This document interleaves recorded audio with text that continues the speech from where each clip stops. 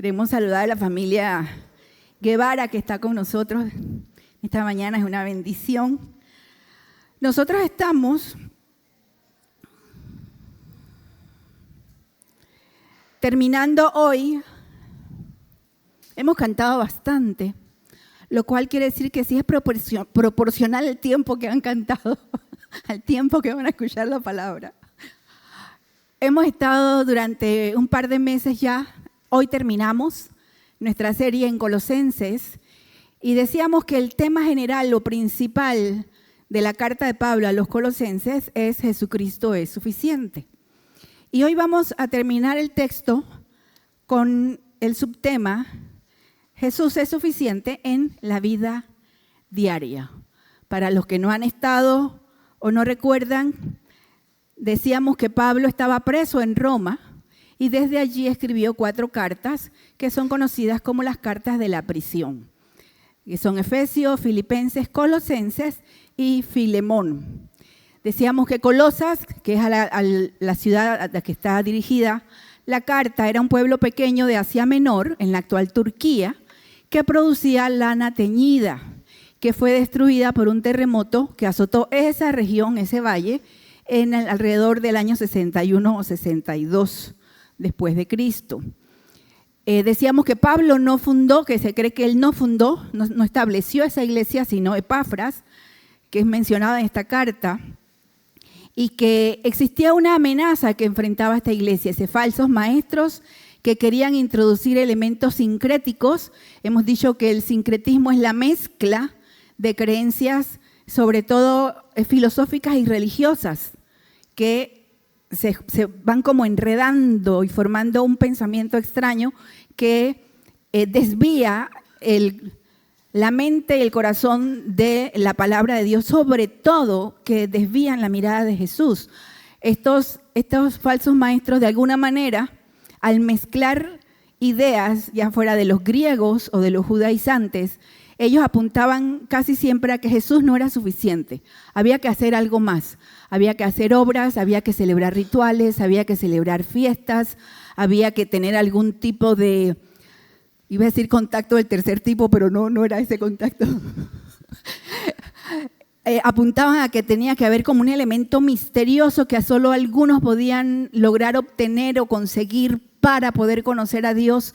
Entonces, estas ideas en una iglesia que era bastante joven, fíjense que habían pasado solamente unos 30 años desde la muerte y resurrección de Jesús, la iglesia se estaba cimentando en toda la región. Entonces, Pablo fue muy estricto a la hora de hacer énfasis en la doctrina, en el fundamento de la fe. Y es lo que él hace en esta carta, que es muy corta, son 4 capítulos de acuerdo a nuestra división. Y en los primeros 2 capítulos y parte del tercero, nosotros veíamos que Pablo da el fundamento teórico o doctrinal de lo que él quería enseñarles. Y luego a partir del capítulo 3 y el 4, él lo lleva a la práctica. Y de esto queremos hacer énfasis. La vida cristiana no es una vida de teorías, en que solamente hacemos doctrina en nuestra cabeza o filosofamos en nuestro corazón, sino que la vida cristiana es precisamente una vida para ser vivida. La vida cristiana se vive 24/7. Por eso es que nosotros, al ver esta carta, nos damos cuenta que Pablo comienza el capítulo 3 diciendo, hay que poner nuestra mirada en las cosas de arriba, donde está Cristo sentado con Dios. Pero luego al decir tenemos que poner la mirada arriba, es para tener la guía, el fundamento en nuestro Señor, pero uno no camina en la vida con la mirada para arriba. Uno camina mirando horizontalmente. Y si tienen la tendencia a caerse como yo, también hay que mirar de vez en cuando para el piso. Entonces, siendo realistas, Pablo dice, tenemos que vivir nuestra vida cristiana entendiendo que Jesús es nuestro norte, es nuestro fundamento, es el quien le da sentido a nuestra existencia y Él es suficiente. Ahora, nosotros entramos aquí en la última parte de este libro en algunos temas interesantes, cuando Pablo en Colosenses 3 del 17 y hasta el fin de la carta, Pablo aborda el tema de las relaciones personales. Fíjense cómo va pasando de la doctrina y de poner la mirada en Jesús a decirnos, bueno, ¿cómo se vive? ¿Cómo vas a vivir? En el capítulo 3 había dicho, hay que vivir revistiéndonos del nuevo hombre, de la nueva persona que somos ahora en Cristo. Y tenemos que ser bien honestos. Vivir de acuerdo a los parámetros o a las normas de Dios es humanamente hablando imposible. Y vamos a ver ahorita por qué se hace imposible. Porque las normas de Dios son muy altas. Sus estándares son muy altos. Entonces nosotros al tratar, si queremos vivir, por eso se hacía fácil para algunos legalistas o algunos que proponían otras creencias, es más fácil pensar, mi esfuerzo tiene que ser mis obras tienen que ser estas, para yo poder alcanzar entonces esa norma de Dios. No, Pablo lo que nos enseña a través de esta carta y de otras, que podemos vivir la vida de Dios únicamente por medio o con la fuerza, la gracia, la sabiduría, la unción de Dios. Nosotros mismos por nuestra fuerza no podemos alcanzar esos niveles que vamos a ver ahorita, por ejemplo. Entonces, ¿qué temas aborda aquí Pablo? Pablo habla como en 4 grupos. Habla de la familia como grupo, habla del aspecto laboral, habla de los no creyentes y habla de los creyentes. ¿Cómo me comporto yo? Y yo quiero que aquí cada uno de nosotros pensemos en yo. No digan, porque es sencillo decir, ¿cómo se comporta un creyente? Porque lo ponemos allá, ¿no? Es el creyente aquel, ¿sí? El que vive en Tumbuctú. ¿Cómo tiene que comportarse él? No, ¿cómo tengo que vivir yo mi vida diaria? Una vida que sea agradable a Dios y en que todo se resuma a como habla aquí y veíamos la semana anterior, en que todo lo que hagas, hazlo como para el Señor. Entonces, vamos a ir, como hemos estado viendo, el texto en el texto. Dice el verso 18, aquí comenzamos con los problemas. Ustedes, las esposas, respeten a sus esposos. Estoy en la Reina Valera contemporánea. En otras versiones más formales dicen, y en otros pasajes como Efesios, habla de las esposas se sometan o sujétense al esposo. Y aquí enseguida comienzan, ustedes no saben cuántas mujeres me hicieron así, ahorita, en cuestión de un segundo, así. Aquí dice, respeten a sus esposos como conviene al Señor. Fíjense que Pablo lo que va a expresar, recordemos, esta es una carta dirigida a la iglesia. A veces nosotros pensamos que hay principios de vida que se aplican en todos los aspectos y a toda la gente. Hay gente que piensa realmente y de alguna manera, al ser mal interpretados los textos bíblicos, hemos logrado, las iglesias en general a lo largo de los siglos, que se nos tache de misóginos, de que no como la novela aquella, ¿no? Los hombres que no amaban a las mujeres, porque nos dicen es que ustedes ponen un yugo o una carga, oprimen a la mujer. Entonces, se enseña o se critica a la iglesia del evangelio porque dicen son opresores de mujeres. Y sin embargo, esto es desconocer por completo todo el contexto de lo que la Biblia habla acerca de las mujeres, de los hombres, de las familias, de los hijos, de los padres, de la sociedad en general. Entonces, recuerden, hemos dicho muchas veces, no se puede hacer doctrina de un solo versículo, ¿cierto, Janet? Entonces, cuando Pablo dice aquí, ustedes las esposas respeten o sujétense a sus esposos, él está utilizando una figura que también utiliza en Efesios. Encontramos que también se habla de la sujeción en Filipenses y en otros textos. Pablo está utilizando la figura de una organización militar. Entonces, cuando habla de una organización militar y se habla de una estructura funcional, siempre hay en el ejército o en todos los estamentos de seguridad, estructuras, hay jerarquías en el sentido de las funciones, en donde hay alguien que dirige y hay quienes, cada quien tiene su función, cada quien tiene su posición. Lo interesante es que en ningún momento dice el texto bíblico que las mujeres son menos o son inferiores que los hombres. Ese no es el sentido, por eso es que les digo, cuando se malinterpreta, porque se dice, es que en Génesis Dios le dijo a la mujer, tu deseo ahora será hacia tu marido. Pero se dan cuenta del contexto, siempre es en el contexto de la familia. Cuando habla de la sujeción de la mujer y habla de la relación de jerarquías en la familia. No está diciendo que las mujeres en el mundo nos tenemos que sujetar en obediencia a los hombres del mundo. ¿Se dan cuenta de la diferencia? Dice, bueno, es que como yo soy mujer, lo que digan los hombres, eso es, de ahí nos sacan el famoso, ese no es el tema de hoy, pero bueno, nos sacan el famoso patriarcado y nos sacan, porque no hemos entendido ni los contextos culturales y muchas veces se sacan los textos de contexto. Aquí Pablo está hablando a una familia de creyentes, porque nadie puede servir y amar como si lo hiciera al Señor si no conoce al Señor, si no tiene una relación con el Señor. Entonces Pablo les dice, ustedes las esposas, sométanse, respeten a sus esposos. Está hablando de las funciones y la funcionalidad y la jerarquía. No hay nada más interesante en un matrimonio o en las relaciones humanas que las luchas por el poder. Y yo siempre se los digo, en el matrimonio las luchas por el poder pueden parecer bien sencillas. Desde quién tiene el control remoto de la televisión, y lo tengo yo, y yo lo tengo, y yo lo manejo, el que tiene el control maneja, ¿verdad?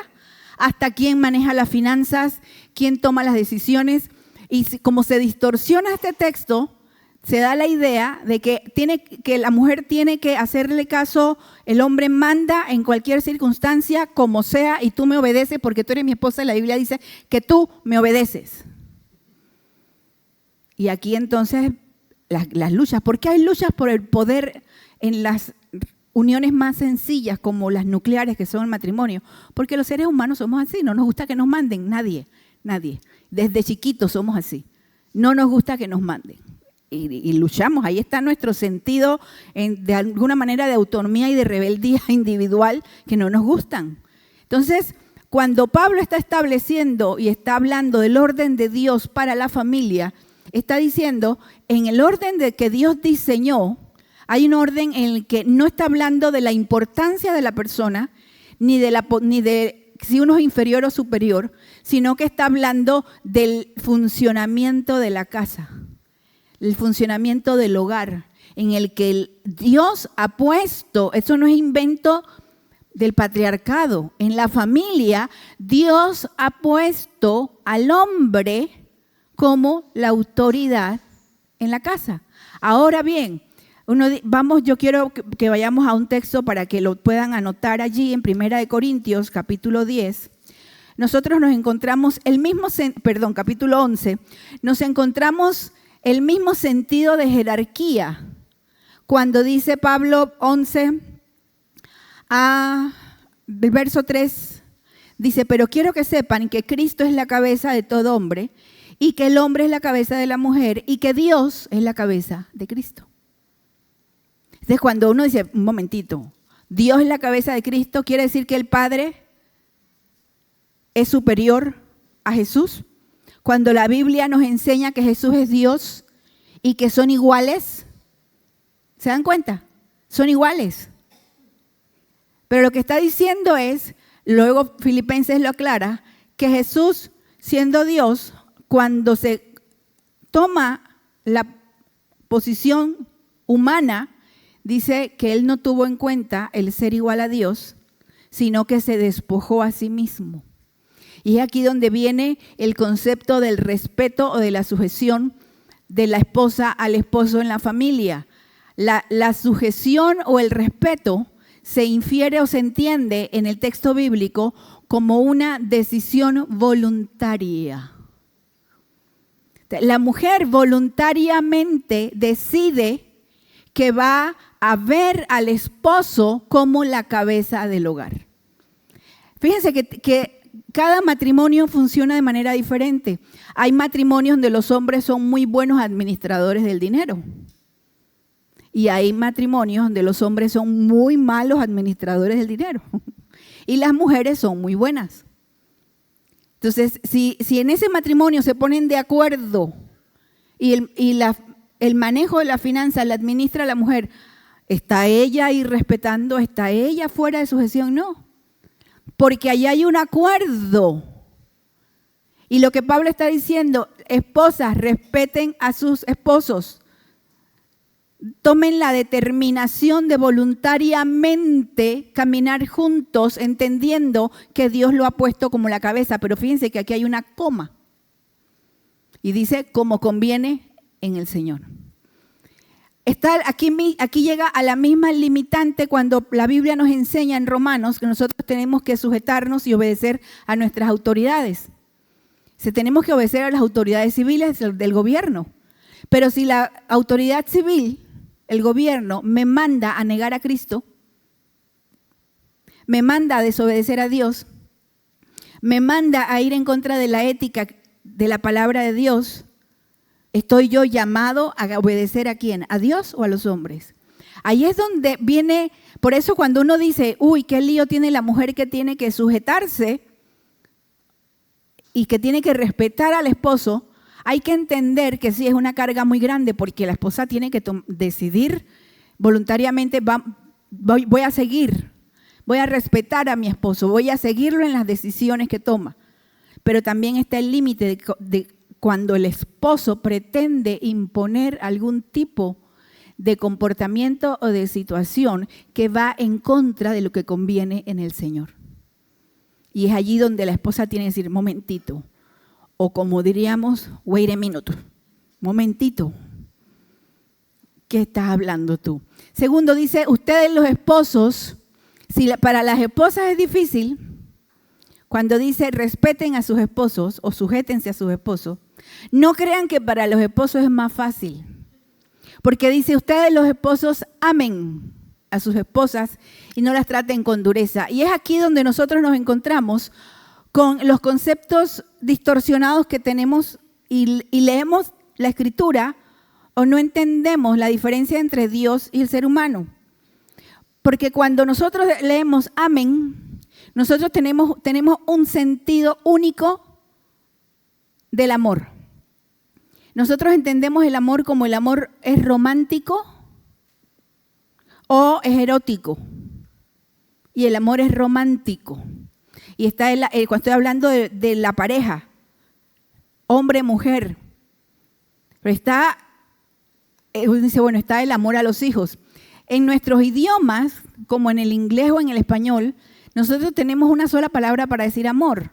Y uno decimos, ay, yo te amo, Guillermo. Y él me dice, ay, yo te amo. Pausa, 3 puntos suspensivos. Y me dice, ¿quieres pizza? Y yo le digo, ay, sí, yo amo a la pizza. ¿Se dan cuenta? Una sola palabra. Lo amo a él y amo a la pizza.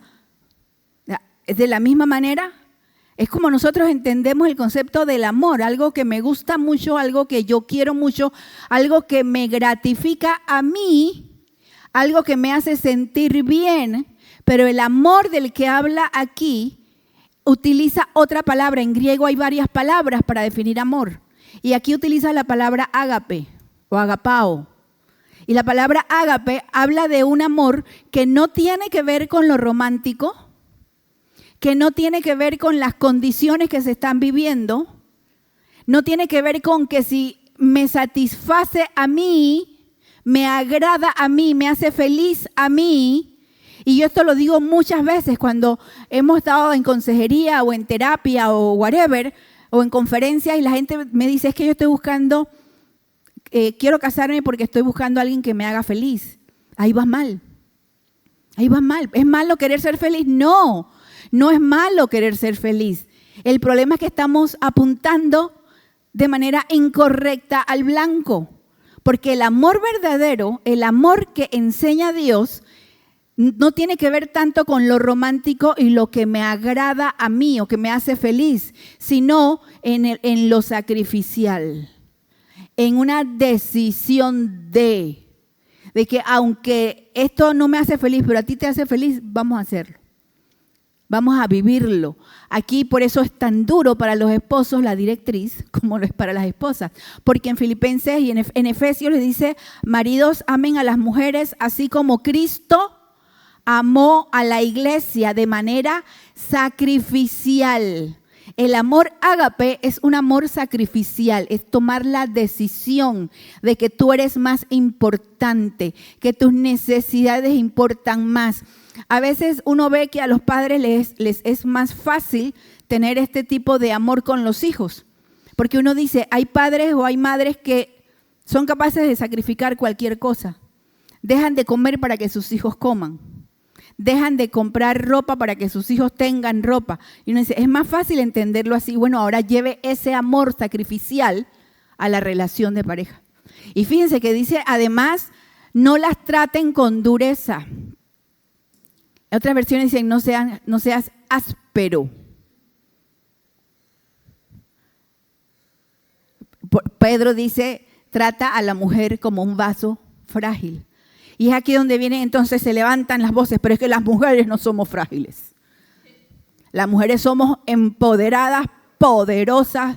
Las mujeres logramos lo que nos queremos. Es cierto, las mujeres somos fuertes, las mujeres logramos lo que nos proponemos, las mujeres podemos menos jugar en deportes masculinos contra hombres porque no funcionamos, es cuestión de biología, pero las mujeres podemos casi cualquier cosa que hacen los hombres y los hombres casi cualquier cosa que hacen las mujeres. Hay un diseño divino en cómo nuestra biología funciona, pero también hay un diseño divino en cómo nuestra psicología funciona. Y recuerden, no estamos hablando de las relaciones en general sociales, estamos hablando de la familia. Estamos hablando que en el matrimonio la esposa, entre otras cosas, necesita ser tratada con ternura, no con aspereza. No con dureza. Esos hombres que le dicen a las mujeres, ya cállate porque estoy hablando yo. O aquí se hace lo que yo digo. O ahí vienes. Se ríen, varios hombres se ríen aquí como que yo no sé, yo no conozco a ninguno de ustedes en su casa. Dice, trata a la mujer no con aspereza. Por eso es que les decía, estas normas de relación diaria, de vida diaria, humanamente hablando, son muy difíciles de lograr todos los días. Esto tiene que ser únicamente, o se puede lograr con la fuerza, el poder y la ayuda de Dios en nosotros. Luego dice, ustedes los hijos, recuerden, estamos viendo la vida diaria. Ustedes los hijos obedezcan a sus padres en todos. Paréntesis, está hablando de los hijos que todavía viven en casa con los papás. O sea, no se supone que un hijo de 50 años con su papá de 80 y el papá es el que le manda la vida, ¿ok? Hay un límite de la relación paterno-filial cuando los hijos se van de la casa o los hijos establecen su propio hogar. Claro, varía mucho la cultura cuando los hijos se van de la casa. Años antes de que cumplían 18 años se iban de la casa. Ahora pueden tener 35 años y siguen allí. Pero bueno, eso es otro tema para tratar otro domingo. Lo que está diciendo a los hijos que viven en casa es que obedezcan a sus padres. Dice, porque esto agrada al Señor. También parece fácil, pero no lo es tanto. Recuerden, por naturaleza no somos obedientes. Y dependiendo de la edad de tu hijo, en el momento en que tú le digas, vas por aquí, él va a querer ir por allá. Por naturaleza y dependiendo de la edad. Y tú le dices rojo, te va a decir azul. Dice, obedezcan, dice otra vez, fíjense cuál es el parámetro, porque esto agrada al Señor. Ustedes los padres, ahí viene el asunto con los padres.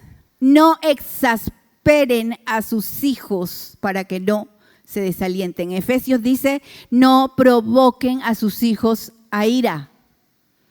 ¿Cómo pueden los padres? Hay ejemplos muy sencillos. cuando viene el tiempo de las calificaciones. Yo no sé cuántos pasaron por esto cuando eran adolescentes o niños y traías muchas buenas notas. Y tus padres te decían, tenías 5 buenas notas y una mala nota. Y te decían, ¿por qué barbaridad? ¿Cómo sacaste esa mala nota? Se enfoca en el detalle negativo para criticar, pero no se ve todo lo bueno que tiene. Eso va generando frustración. Entonces uno dice, no, es que yo tengo que corregirlo. Sí, hay que corregirlo, pero hay que hacerlo en amor y hay que ver las dos caras de la moneda. Cuando los hijos van creciendo en una casa, en una familia, sobre todo en un hogar donde nos decimos cristianos, pero ellos van descubriendo que los papás mienten, que los papás se insultan, que los papás se pelean, que los papás hacen negocios turbios por detrás de la puerta. No importa qué bonito sea en apariencia el tener una familia bonita, los hijos se van desalentando. Llega un momento en la vida en que ya no respetan a los padres. Hay que recordar que el principio universal sí es bíblico y viene desde Deuteronomio, desde Éxodo, cuando dice honra a tu padre y a tu madre. Eso no cambia, no importa la edad que sea. Tú puedes tener 50 y tus papás 80 y tú tienes que honrar a tus padres y a tu padre y a tu madre. ¿Sí? Lo que estamos hablando es del sentido de obediencia, de tener que dirigir la vida de tus hijos o esperar que tus hijos, siendo adultos, te obedezcan en la manera en que tú quieres que ellos vivan sus vidas. Y dice a los padres, por favor, no desalienten a sus hijos, no los provoquen a ira. No los provoquen. Yo siempre tengo que salir con una historia mía porque es que ustedes me hacen recordar cosas.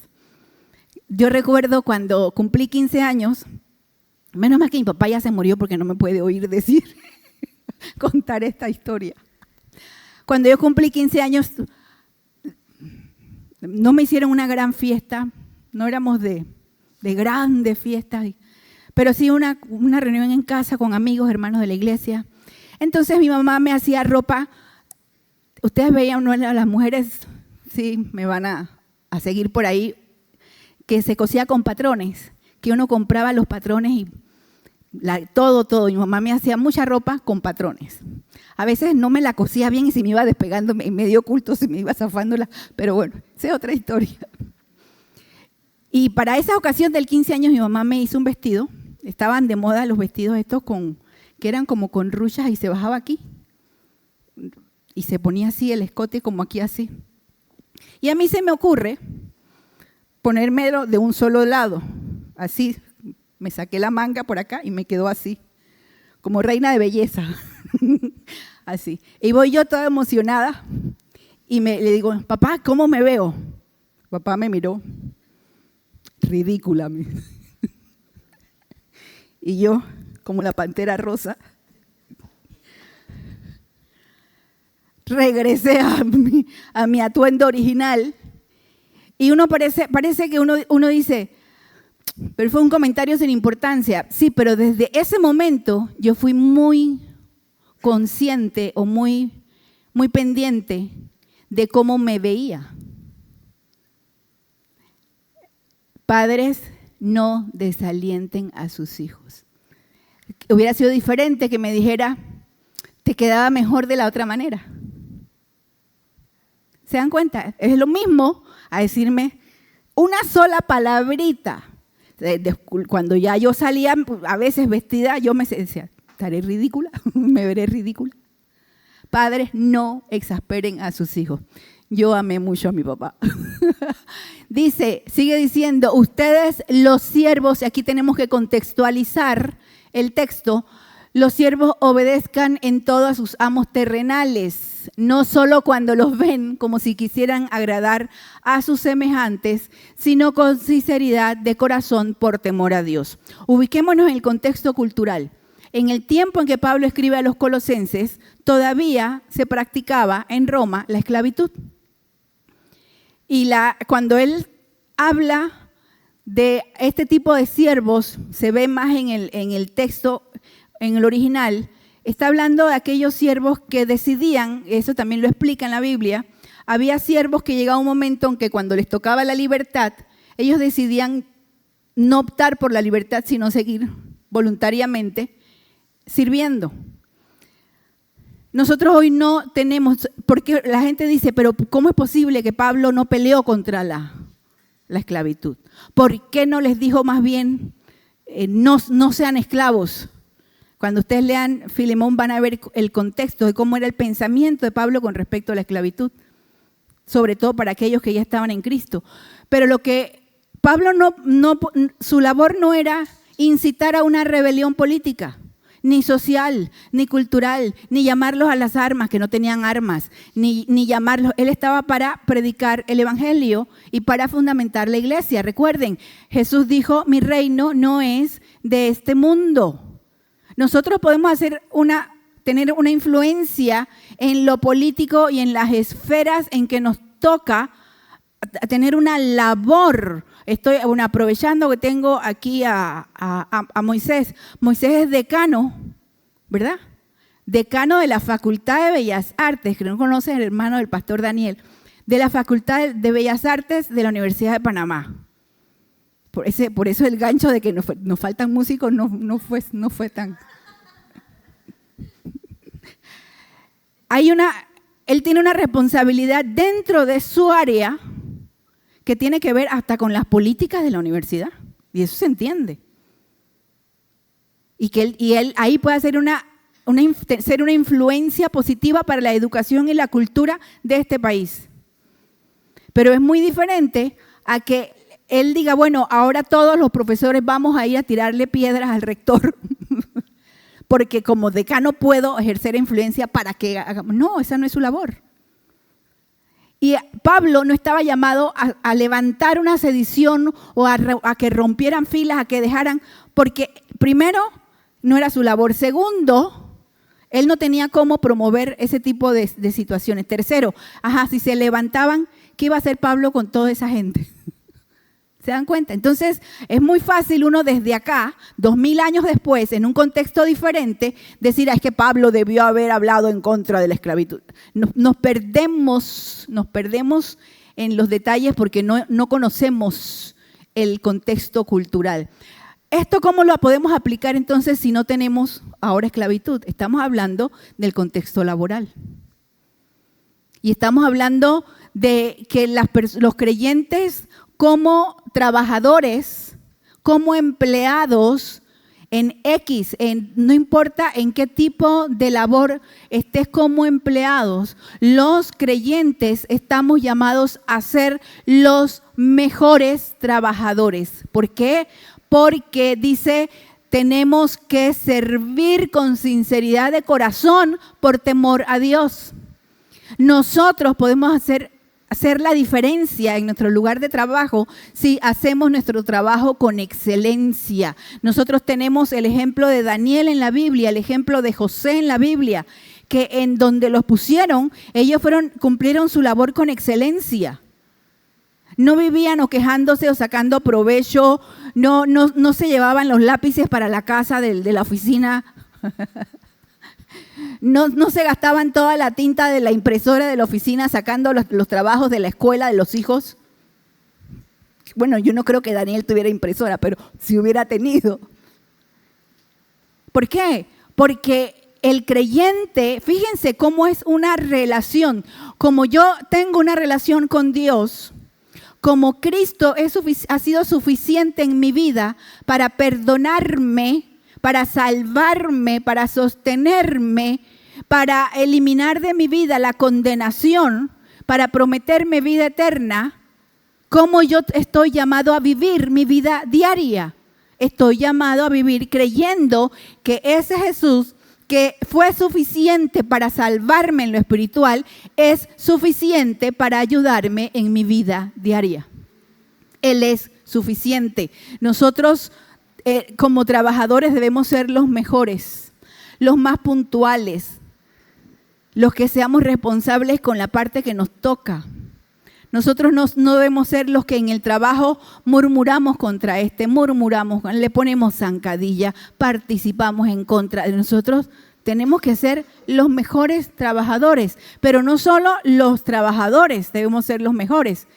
Él amplía aquí el por qué uno tiene que ser el mejor. Dice, todo lo que hagan, repite lo que había dicho en el verso 17, háganlo como para el Señor, no como para la gente. Es parte del problema.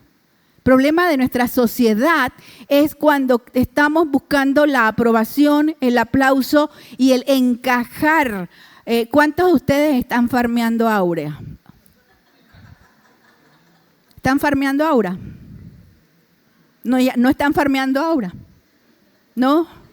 Los que no saben qué es farmear aura, no es tan nuevo, pero ahora está como un boom. Es una de estas modas que salen, está trending en todo internet, en muchos lugares, que es una moda viene de un concepto de videojuegos, etcétera, etcétera. No vamos a ahondar, pero es una nueva moda entre los jóvenes y los no tan jóvenes y los niños de hacer algo que llame la atención, que parezca gracioso, pero que al mismo tiempo parezca que lo hago sin esfuerzo.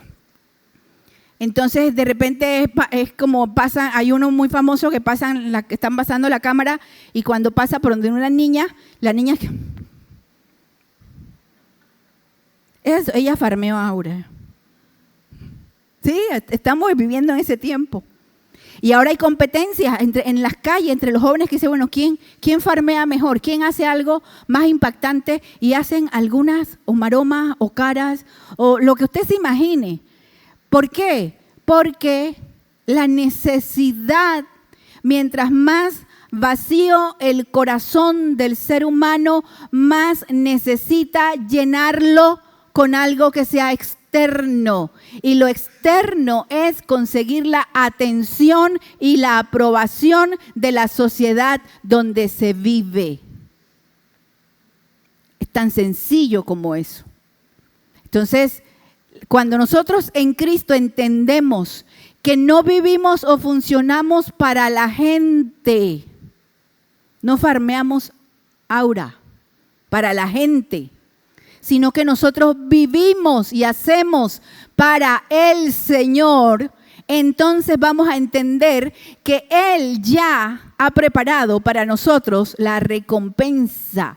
Él ya ha preparado, por un lado, la aprobación que necesitamos, el amor que necesitamos, la sabiduría que necesitamos, el discernimiento que necesitamos, las capacidades que necesitamos para vivir aquí y ahora, para ser padres, esposos, madres, hijos, empleados, trabajadores, jefes. Él ya ha provisto, pero además también tiene una herencia hacia el futuro. Dice, pero el que hace lo malo recibirá el pago del mal que haya hecho, porque ante Dios no hay favoritismos. Es fuerte. A veces nosotros pasamos los textos así como rapidito, subráyelo. Y luego entonces, cuando llega en el capítulo 4, le dice, ahora ya no son los trabajadores, ahora son los jefes. Los jefes, los que son jefes en su trabajo, los que son dueños de negocio. Dice, los empresarios, dice, ustedes, los amos, sean rectos y justos. Recuerden, él no está hablando a una sociedad secular sin Dios, está hablando a los creyentes. Que nosotros que conocemos a Dios, si tenemos gente bajo nuestra responsabilidad, tenemos que ser rectos y justos. Tenemos que ser jefes justos, empresarios justos, rectos, que tratemos no solamente bien a los empleados, sino que mantengamos en orden nuestros asuntos, nuestras empresas, nuestros impuestos, lo que tiene que ver con lo que Dios nos ha dado. Y dice, porque ya saben que tienen un amo en los cielos. Otra vez, ¿por qué yo tengo que vivir una vida justa hacia acá? Porque yo tengo un Señor que es justo acá. Y el Señor es suficiente. Luego en los versos siguientes, nosotros nos vamos a ver que Pablo, recuerden, a la iglesia, ya pasa de la vida diaria en cuanto a las relaciones personales y se deriva utilizando muchos verbos, porque los verbos son acción, algo que hay que hacer. Él le dice a los creyentes, ustedes están viviendo para Dios, Jesucristo es suficiente para ustedes, ustedes tienen que aprender a dedicarse a la oración. Escuchaba leía una ilustración que me causó gracia porque me pareció muy pertinente, de cómo algunos cristianos vemos la oración. Decía el escritor que algunos cristianos vemos la oración como cuando usted va en un avión y sabe que arriba está ¿cómo se llama? La mascarilla de oxígeno, ¿verdad? Que cuando se va la presión y ya le dicen a ustedes, se va a caer y usted se la pone para poder seguir respirando. Y él decía, a veces los cristianos vemos la oración como una mascarilla de oxígeno. Como que cuando tenemos el problema es que, pero el resto del tiempo ni siquiera. Algunos piensan que la oración es solamente el tiempo que nos dedicamos en una esquina a hablar con Dios. La oración, en su definición más sencilla, es hablar con Dios. Y hablar con Dios es poder hablar con Él todo el tiempo, en todo lugar. Esa conversación que uno tiene aún en la mente, estás conversando con Él. A veces la tienes cuando vas manejando, a veces la tienes cuando estás cocinando, los que cocinan, o whatever, lo que estés haciendo. Dice, dedícate a la oración, sean constantes. Se calcula que Pablo en sus cartas habla por lo menos 32 veces de ser agradecidos.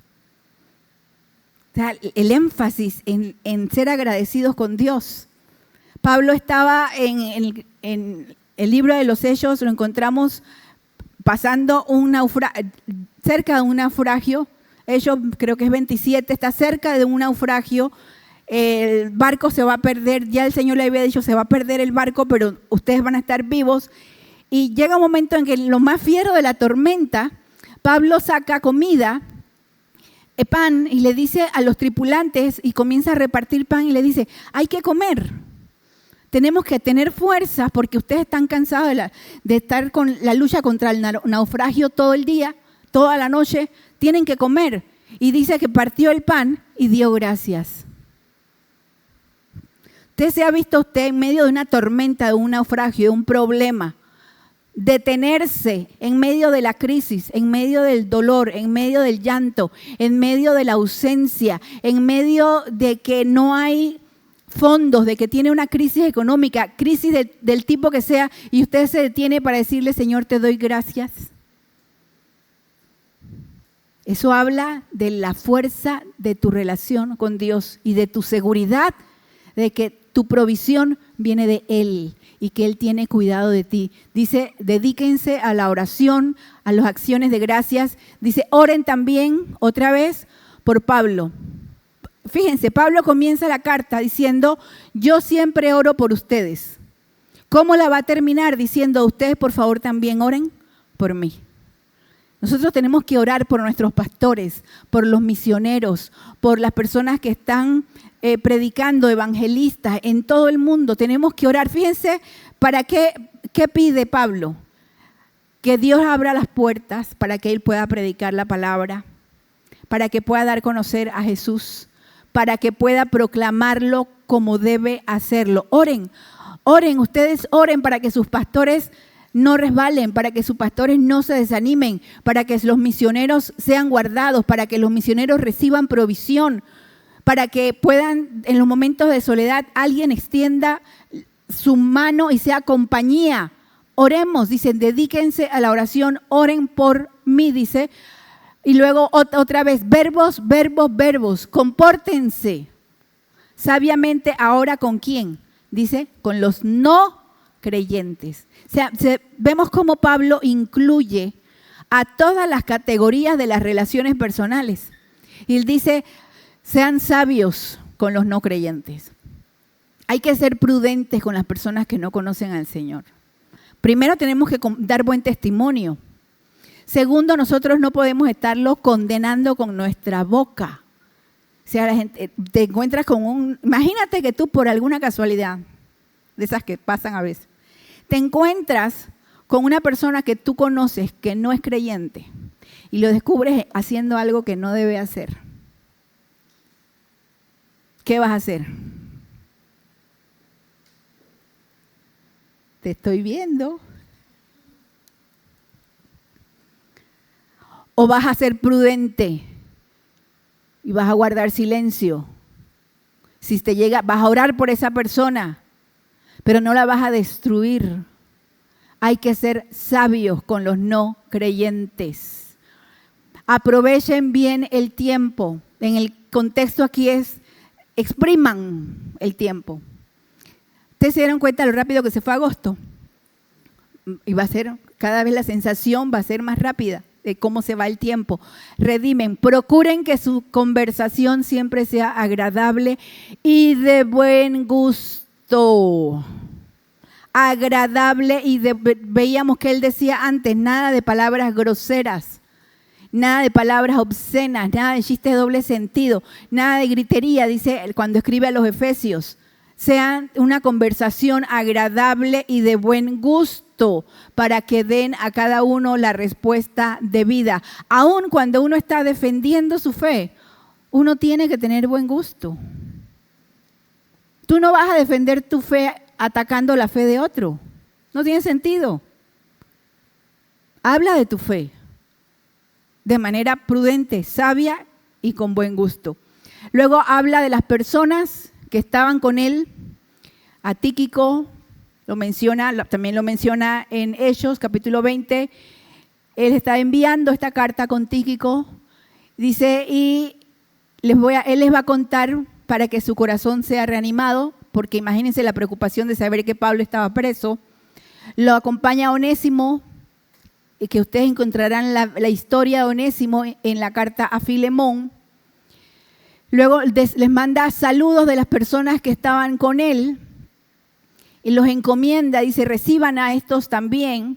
Les manda saludos y dice, estos son los únicos judíos que me ayudan. Aquí es interesante porque aquí menciona a Marcos, que era sobrino de Bernabé y es el escritor del Evangelio de Marcos. Y luego más adelante dice, para mí han sido un gran consuelo. Más adelante menciona a Lucas, dice el médico amado. Y Lucas también es el escritor del tercer evangelio. Dice, lo saluda Epafras. Epafras fue el que fundó la iglesia. Y miren lo que dice de Epafras. Este siervo siempre está rogando por ustedes con gran preocupación, para que ustedes se mantengan firmes y sean completamente perfectos en todo lo que Dios quiere. Cuando tú tienes un llamado de Dios para enseñar a niños, para enseñar a adolescentes, para trabajar con matrimonio, para ser maestro facilitador de grupo, para ser pastor, una de tus labores no es solamente sentarte y estudiar la clase, estudiar el mensaje, sino tener en su pensamiento, en su corazón y en sus oraciones a esa gente. Maestros de niños, orar por sus niños. Maestros adolescentes, orar por ellos. Facilitadores de grupo, orar por ellos. Pastores, predicadores, maestros, orar con preocupación, dice, para que ustedes se mantengan firmes. Y dice que él es testigo, Pablo es testigo de que Epafras se preocupa. Lo saluda Lucas, el médico amado. Y aquí quiero terminar con lo que él dice en el verso 15, que dice, saluden a los hermanos que están en la Odisea y a la iglesia que se reúne en su casa. En el tiempo que comenzó la iglesia, primeros años, no había locales ni templos. La iglesia se reunía en las casas. Y en las casas partían el pan o comían juntos, cantaban cánticos, dice, espirituales, se exhortaban, aprendían del Señor y tenían una comunión que era importante. Vamos a ir encaminándonos a medida que en los tiempos se vayan poniendo más difíciles, probablemente a ese mismo modelo. Pero tenemos que aprender a practicar desde ahora. ¿A qué? Amar a nuestros hermanos, a preocuparnos por nuestros hermanos, a preocuparnos por los que no vienen, por los que están enfermos, llamar a los que están enfermos, orar por los que están enfermos, orar, por ejemplo, por la recuperación de Rodrigo, el papá de Liceika, que ya salió del hospital. Orar unos por otros, estar preocupados. No se trata solo de mí. Y esta cantidad de nombres y de personas y de relaciones que Pablo menciona demuestra que no se trataba solo de él. Se trataba de la iglesia. Una vez que esta carta haya sido leída entre ustedes, asegúrense de que sea también leída en la iglesia de los laodicenses y que la carta de la Odisea las lean también ustedes. Se piensa que eran cartas circulares que pasaban a todas las iglesias y las leían en todas las iglesias. Termina diciendo, díganle a Arquipo que no deje de cumplir. Y esto es para todos nosotros. No dejes de cumplir con el ministerio que recibiste del Señor. Y de repente me vas a decir, pero yo no he recibido ningún ministerio del Señor. Tal vez sí y no lo sabes. O tal vez estás a punto de que el Señor te llame. Pero ya recibiste del Señor dones, talentos, capacidades. No dejes de cumplir. Entendiendo que los dones, los talentos, las capacidades que tú tienes, te las ha dado el Señor. No para ti, para Él. Para Él. Dice, yo Pablo escribo este saludo de mi puño y letra. Recuerden que estoy preso. Que la gracia sea con ustedes. Amén. Una carta que nos habla de la suficiencia de Jesús. Él es suficiente. Por eso me encanta la canción Jesucristo basta, ¿verdad? Él es suficiente. Pero además de ser suficiente en el aspecto de lo espiritual, del perdón de nuestros pecados, también es suficiente para que nuestra vida diaria sea una vida digna de ser vivida. Una vida agradable a Él. Y usted sabe qué es lo que pasa cuando nuestra vida la vivimos agradable a Él. Va a ser agradable para nosotros. Nosotros tenemos el concepto al revés, ¿no? Yo quiero que mi vida sea agradable para mí. Pero cambiemos ese sentido. Vivamos una vida agradable a Él. Y así vamos a ver que también va a ser agradable para nosotros. Cierra tus ojos, vamos a orar.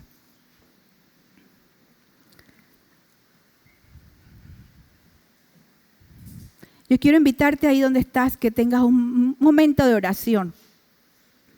Tú con el Señor. Si tú no le has entregado tu vida a Cristo, hoy es el momento de entregarle tu vida al Señor y decirle, yo te recibo en mi corazón como mi Señor, mi Salvador. Perdona mis pecados. Yo quiero que tú seas suficiente para mí. Yo necesito que tú seas suficiente para mí.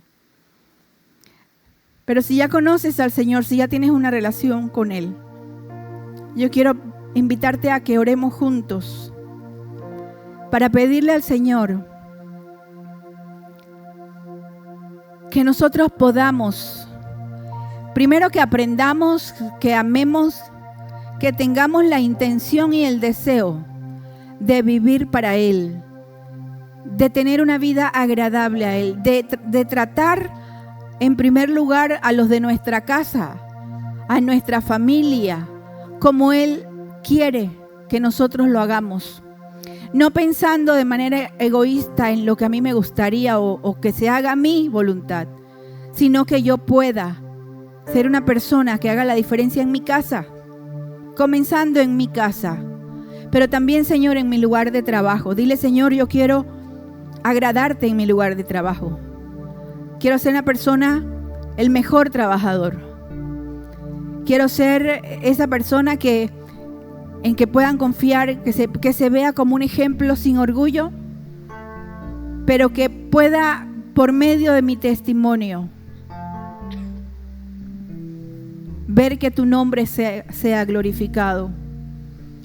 Y a los que son jefes, los que tienen posición de autoridad, los que tienen negocios o empresas, dile al Señor en esta mañana, dile, Señor, yo quiero, inclusive como jefe, en mi empresa, en mi trabajo, en el lugar donde tú me has puesto a dirigir, a coordinar. Ayúdame, como dice tu palabra, a ser recto y justo, a funcionar no para la gente, sino para ti, agradándote a ti, entendiendo que la llenura de mi corazón no está en la gente, sino que está en ti. Te lo pedimos, Señor Jesús. Nuestros corazones